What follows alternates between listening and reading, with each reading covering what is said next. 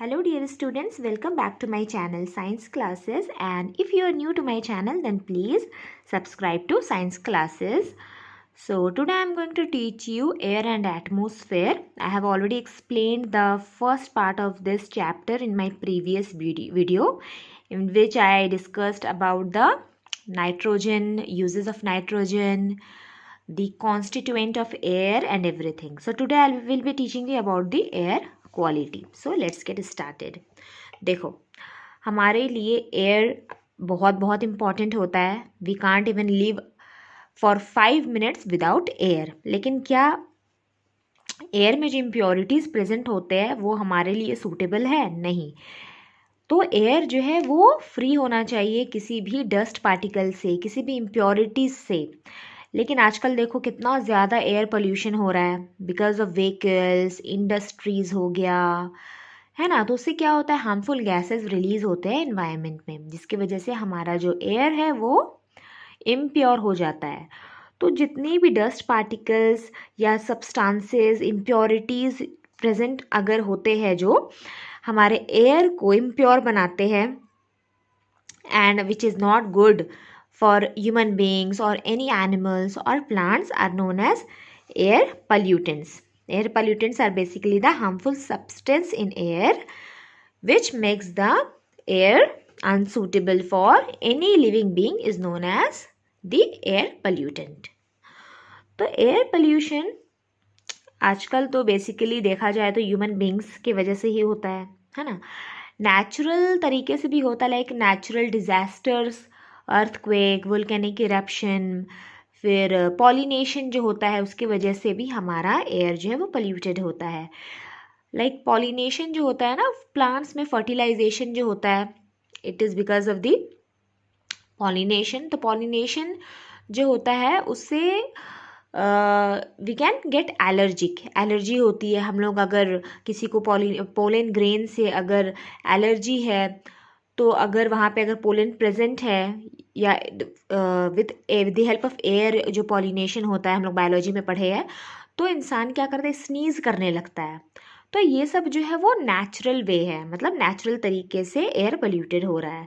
तो ये सब तो हम लोग नहीं रोक सकते हैं, है ना. पॉलिनेशन, अर्थक्वेक, वोल्केनिक इरप्शन, ये सब हमारे हाथ में नहीं है, वी कांट कंट्रोल इट. लेकिन जो ह्यूमन बींग्स के कंट्रोल में है वो तो हम लोग कर सकते हैं ना, अपने एनवायरनमेंट को क्लीन रखने के लिए, एयर को फ्री रखने के लिए पोल्यूटेंट से.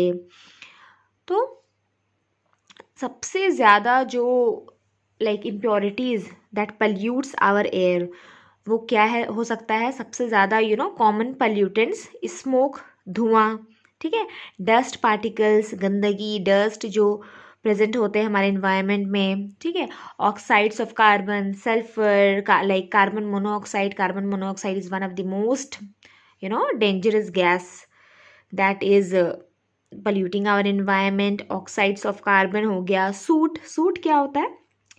Suit is basically resulting from the incomplete combustion. जब इनकम्प्लीट कंबशन होता है, like in the presence of limited quantity of air, तो सूट फॉर्म होता है. सूट ब्लैक कलर का होता है.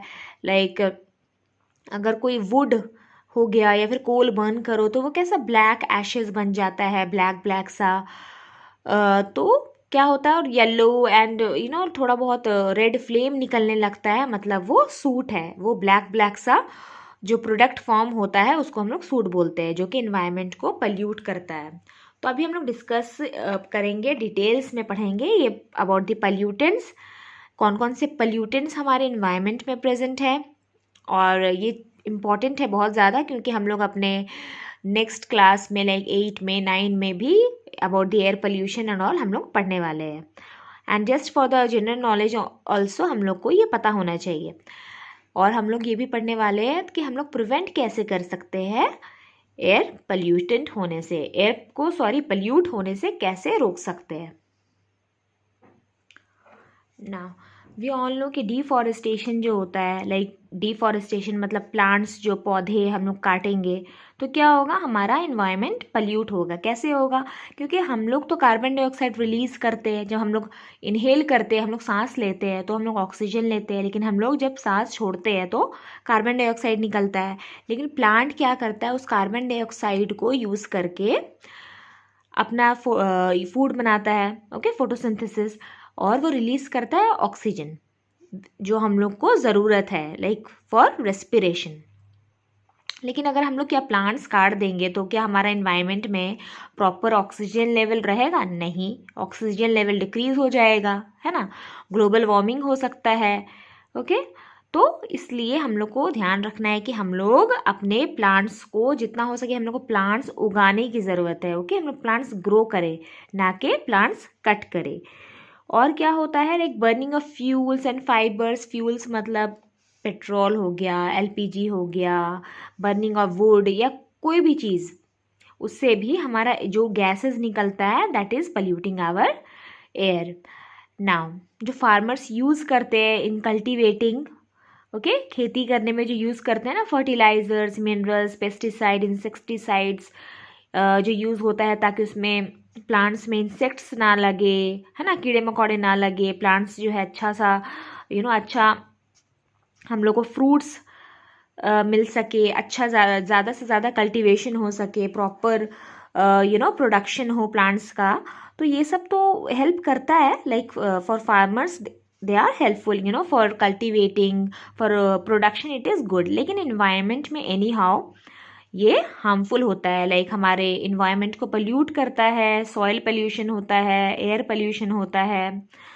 Now an increase in number of industries. अब जैसे जैसे इंडस्ट्रीज जो है वो इंक्रीज होगा वैसे वैसे इंडस्ट्रीज से क्या निकलता है, हार्मफुल गैसेस निकलता है।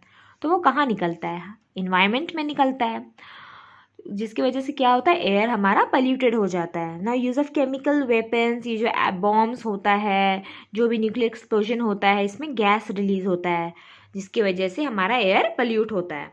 नाउ लाइक क्लोरोफ्लोरोकार्बन जो होता है ना, क्लोरोफ्लोरोकार्बन इधर लिखा हुआ भी है, like about the types of pollutant in air में। पॉल्यूटेंट्स लाइक CFC, क्लोरोफ्लोरोकार्बन क्या होता है, हमारे रेफ्रिजरेटर में यूज़ होता है।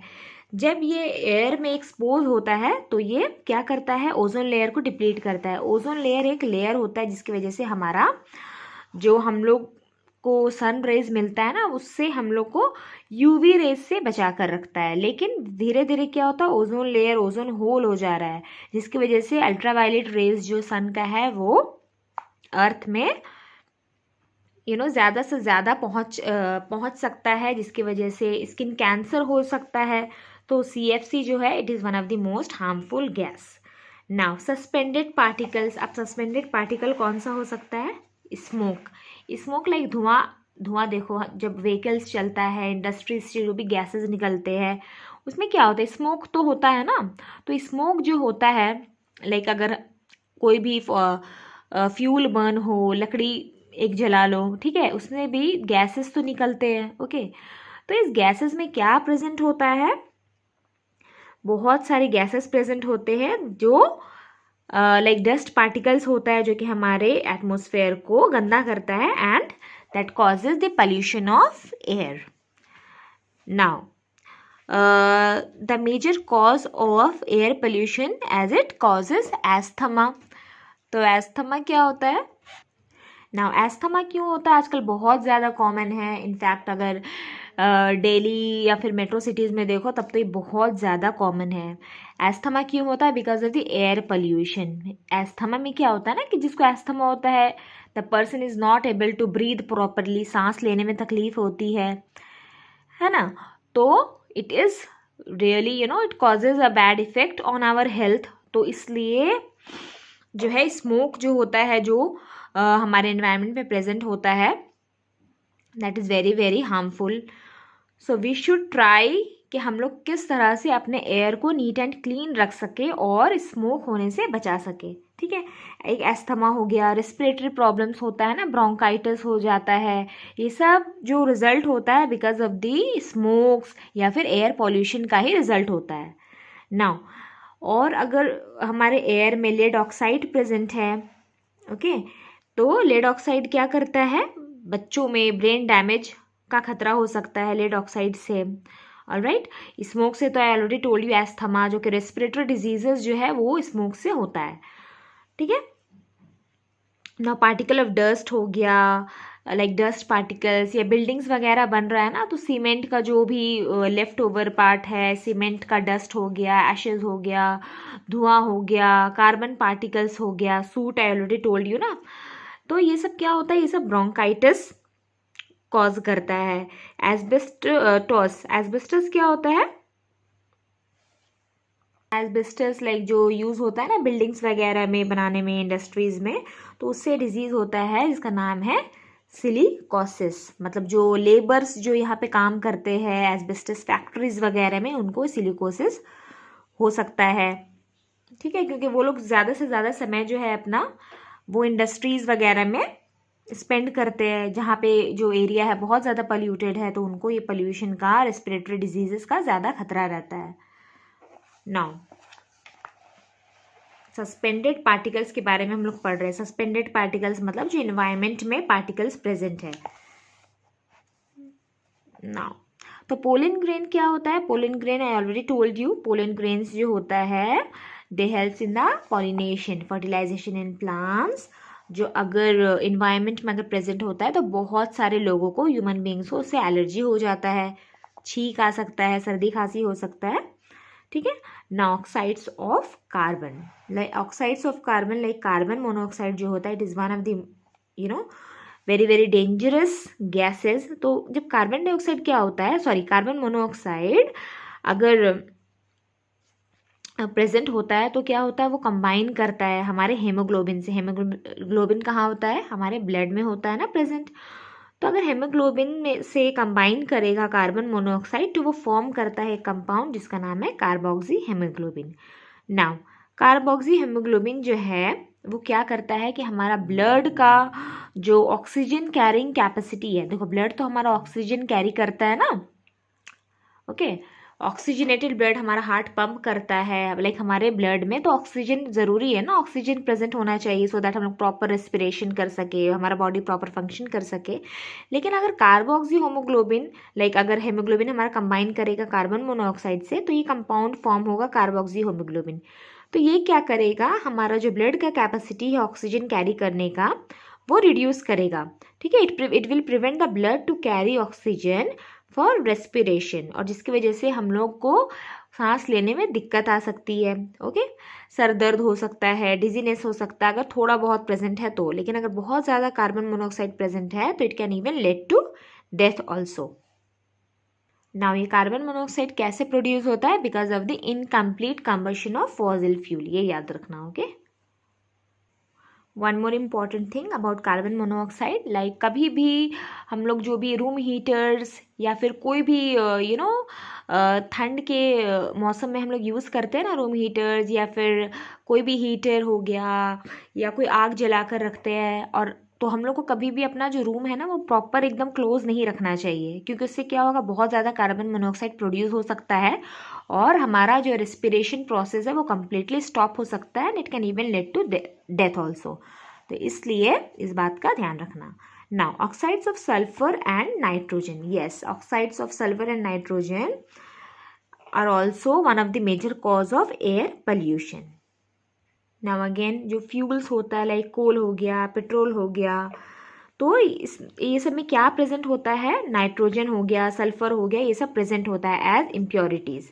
नाउ जब हम लोग कोल पेट्रोल ये सब जब हम लोग बर्न करेंगे तो क्या होगा, जो सल्फर डाइऑक्साइड होगा, सल्फर ट्राइऑक्साइड होगा, हाइड्रोजन सल्फाइड होगा, ये सब प्रोड्यूस होगा हमारे एटमॉस्फेयर में। तो क्या होगा, हमारा एयर जो है वो पोल्यूटेड हो जाएगा because of the sulphur dioxide, okay, SO2 SO3, and they are really highly poisonous. और ये सब गैसेस से क्या हो सकता है, एयर पोल्यूशन से जो सबसे सबसे ज़्यादा जो प्रॉब्लम आ सकता है किसी भी ह्यूमन बीइंग में, that is the respiratory problem. Yes, जो भी सल्फर डाइऑक्साइड है, सल्फर ट्राइऑक्साइड है, ऑलराइट, ऑक्साइड्स ऑफ नाइट्रोजन हो गया, अगर इन्वायरमेंट में प्रेजेंट है तो रेस्पिरेटरी प्रॉब्लम्स होगा, हेडेक होगा, ठीक है, सर दर्द होगा बहुत ज़्यादा। तो ये सब प्रॉब्लम होता है because of the oxides of sulphur and nitrogen.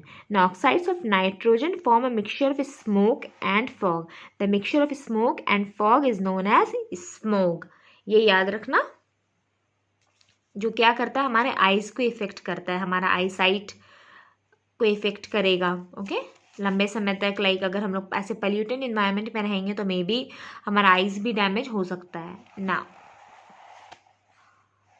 CFC, I have already told you, they are present in the refrigerator and they will cause depletion of ozone layer, जिसकी वजह से क्या होगा, ओजोन लेयर अगर deplete होगा तो UV radiation जो है वो डायरेक्टली हमारे अर्थ में पहुंचेगा. ओके, और जिसकी वजह से स्किन कैंसर हो सकता है. Now acid rain, yes, this is one of the major cause of air pollution. Acid rain कैसे होता है कि जो भी गैसेज लाइक इम्प्योर गैसेस जो प्रेजेंट होते हैं, लाइक सल्फर डाइऑक्साइड हो गया, नाइट्रोजन डाइऑक्साइड, ये सब तो हमारे इन्वायरमेंट के लिए हार्मफुल होता है. लेकिन जब बारिश होती है या फिर बोले तो जो वाटर पार्टिकल्स या वाटर वेपर जो हमारे एटमॉस्फेयर में प्रेजेंट होता है, हम लोग पहले पढ़े ना previous part of the video में कि हमारे इन्वायरमेंट में वाटर वेपर भी प्रेजेंट होता है, लाइक वाटर प्रेजेंट होता है. तो जब ये जो गैसेस है सल्फर डाइऑक्साइड, नाइट्रोजन डाइऑक्साइड, ये जब रिएक्ट करेगा वाटर से तो एसिड फॉर्म होगा. Like sulphur dioxide will react with water to form sulphurous acid. Okay, nitrogen dioxide will react with water to form nitrous acid. तो जब ये रिएक्ट करेगा वाटर से तो फिर एसिड बनाएगा, और जब ये एसिड जो है जब बारिश होगी तो along with the rain water क्या होगा, ये सब एसिड सॉइल में पहुंचेगा, है ना, बारिश होगा तो ऐसे हमारे एनवायरनमेंट को ये पल्यूट करेगा. जो ऐसा एसिड रेन होगा, मतलब the rain water which consist of acids like sulphurous acid हो गया, नाइट्रस एसिड हो गया, तो जब बारिश होगा तो ये मिलकर बारिश जो हो गया, जो बारिश होगा which consist of like acids is known as acid rain. मतलब ऐसा रेन जिसमें एसिड्स प्रेजेंट हो. रेन वाटर में जब एसिड प्रेजेंट होगा तो हम लोग उसको एसिड रेन बोलेंगे. तो ये जो है ये बहुत बहुत ज़्यादा हार्मफुल होता है बिकॉज ये सॉइल में जो प्लांट्स होते हैं उसको डिस्ट्रॉय कर सकता है. ओके, जो वाइल्ड लाइफ होता है उसको डैमेज कर सकता है. जो लाइक अगर बारिश एसिड रेन होगा तो वो एक्वेटिक ऑर्गेनिज्म को भी इफेक्ट करेगा, लाइक रिवर में या फिर सी वाटर, जहाँ पे भी एसिड रेन गिरेगा वो वहाँ के वाटर को पोल्यूटेड कर देगा. ठीक है, तो अब उस वाटर में जो प्रेजेंट है एक्वेटिक लाइफ लाइक प्लांट्स हो गया, एनिमल्स हो गया, एनिमल्स क्या, फिशेज जनरली वाटर में प्रेजेंट होता है ना, एक्वेटिक एनिमल्स फिशेज होते हैं, तो ये सब क्या करेगा, डैमेज कर देगा fishes. It can lead to the death of fishes, aquatic plants and animals. ना अगर सॉइल हमारा एसिडिक हो जाएगा, अगर एसिड रेन सॉइल में गिरेगा लाइक मिट्टी में, तो मिट्टी क्या हो जाएगा, वो एसिडिक हो जाएगा. अगर एसिडिक हो जाएगा तो फर्टिलिटी रिड्यूस हो जाएगा, मतलब प्लांट प्रोडक्शन जो है वो कम हो जाएगा. प्लांट्स जो भी हमारा खेती बाड़ी है सब कुछ इफेक्ट हो जाएगा. Now it will lead to the corrosion of metals, मतलब मेटल में जंग लग जाएगा. तो मेटल्स तो होता है ना, लाइक गाड़ी में कोई अगर बाहर पे गाड़ी खड़ा हुआ है लाइक, या फिर बिल्डिंग्स जो ग्रिल होता है, गेट होता है, ये सब तो मेटल से बना हुआ होता है, स्पेशली आयरन से. तो ये सब क्या हो जाएगा, जंग लग जाएगा, खराब हो जाएगा, which will lead to the economical loss, पैसा वेस्ट होगा हमारा. So this was all about the types of pollutant. अब हम लोग देख लेते हैं कि हम लोग प्रिवेंट कैसे करेंगे. ये देखो हमारा acid rain, I will explain you once more. क्या होता है कि हमारा जो भी गैसेस रिलीज होता है इंडस्ट्रीज वगैरह से, ये इन्वायरमेंट में गैसेस रिलीज हुआ. नाउ जब एसिड रेन होगा, ठीक है, एसिड रेन कैसे होगा, सॉरी, ये सो जितना भी जो गैस है वो एनवायरनमेंट में रिलीज हो रहा है, फिर जब बारिश हो रहा है तो ये लोग वाटर से कंबाइन करके एसिड रेन फॉर्म कर रहा है. फिर देखो जितना भी प्लांट्स है, एनिमल्स है, सबको इफेक्ट कर रहा है एसिड रेन. तो acid rain is very very harmful. ना हम लोग प्रिवेंट कैसे कर सकते हैं. The easiest way is to grow more and more trees. Yes, क्योंकि एयर जो है वो पल्यूट हो रहा है बिकॉज ऑफ ह्यूमन एक्टिविटी, हमारे वजह से ही पल्यूट हो रहा है.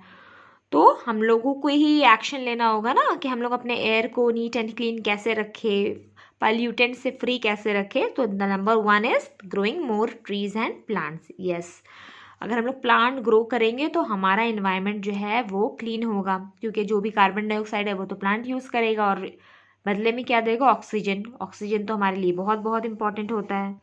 Now by installing tall chimneys, हाँ अगर देखो जो भी इंडस्ट्रीज है उसमें चिमनीज जो है वो टॉल होगा, ओके, तो क्या होगा, स्मोक जो निकलता है, लाइक जो धुआं निकलेगा इंडस्ट्री से वो ज़्यादा हाई अप में निकलेगा, मतलब ज़्यादा ऊंचाई में निकलेगा, है ना। तो वो हम लोगों को ज़्यादा इफेक्ट नहीं करेगा, है ना। Now by using internal combustion engines in vehicle for complete and efficient burning of fuel and reduce the amount of unburned fuel and carbon monoxide. तो हम लोग ऐसा लाइक व्हीकल का कुछ सेटअप ऐसा हो, ऐसे व्हीकल्स बने जहाँ पे जो कंबशन है वो इंटरनल हो, ओके। तो इस तरह से हम लोग बहुत सारा मेजर ले सकते हैं जिससे हम लोग अपना इन्वायरमेंट को प्रोटेक्ट कर सके, लाइक बाय वॉकिंग, हो सके जितना हो सके हम लोग को वॉक करना चाहिए। अगर हम लोग थोड़े बहुत डिस्टेंस में जा रहे हैं तो कोशिश करना चाहिए कि हम लोग हमेशा वॉक करके जाए rather than using bike, car, okay. Cycle का यूज़ करो, साइकिल हमारे इन्वायरमेंट को उतना पोल्यूट नहीं करता है जितना जो है कार या फिर कोई भी व्हीकल करता है, ठीक है। तो cycle is the best way to use cycle instead of using bikes and cars, buses. Plastic bag, हम लोग को प्लास्टिक बैग यूज़ नहीं करना चाहिए, क्योंकि प्लास्टिक बैग जो होता है ये डिकम्पोज तो हो नहीं सकता है और क्या कर सकता है, हमारे इन्वायरमेंट को पल्यूट करेगा। और फ्यूचर जैसे जैसे आगे एज बढ़ेगा वैसे वैसे हमारा इन्वायरमेंट जो है, अर्थ जो है और भी ज़्यादा पल्यूटेड होता जाएगा। तो we should avoid using plastic bags and हमारा जो भी आसपास एरिया है, हमारा घर जो है, हम लोग जहाँ पे रहते हैं वो एरिया हम लोग को हमेशा कोशिश करना चाहिए कि क्लीन हो। अगर हम लोग अपने आसपास का एरिया क्लीन करेंगे तो धीरे धीरे जो पूरा इन्वायरमेंट जो है हमारा वो क्लीन हो सकता है। We should not burn paper, garbage, dry leaves, क्योंकि अगर हम लोग बर्न करेंगे तो क्या होगा, गैस रिलीज होगा। जो गैस जो रिलीज होता है वही तो हमारे इन्वायरमेंट को गंदा करता है ना, that only causes air pollution. We should not misuse electricity. Yes, we should try to conserve the energy. कोई भी एनर्जी हो, लाइक ओके इलेक्ट्रिसिटी हो या फिर देखा जाए वाटर, ओके वाटर सेव करो, जो भी हो सके। We should never try to waste things, rather than we should always focus on saving them. Save water, okay, save green plants. ये सब करने से हमारा जो है इन्वायरमेंट है वो हम लोग को पल्यूट होने से कंट्रोल कर सकते हैं। So that's all for today. In the next class I will be discussing about the oxygen, and if you like my video then please do subscribe to my channel. Thank you for watching.